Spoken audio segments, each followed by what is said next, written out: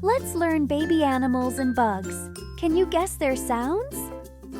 This is a baby sheep. Baby sheep. What sound does a sheep make? Baa! Splash! Baby sheep are called lambs. This is a baby hedgehog. Baby hedgehog. What sound does a hedgehog make? Sniff, sniff. Splash! Hedgehogs have soft spines. This is a baby squirrel. Baby squirrel. What sound does a squirrel make? Chirp, chirp. Splash! Squirrels love to collect nuts. This is a baby bee. Baby bee. What sound does a bee make? Buzz. Splash! Bees help flowers grow. This is a baby ladybird. Baby ladybird.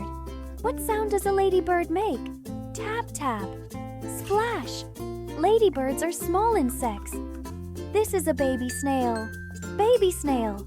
What sound does a snail make? Splash.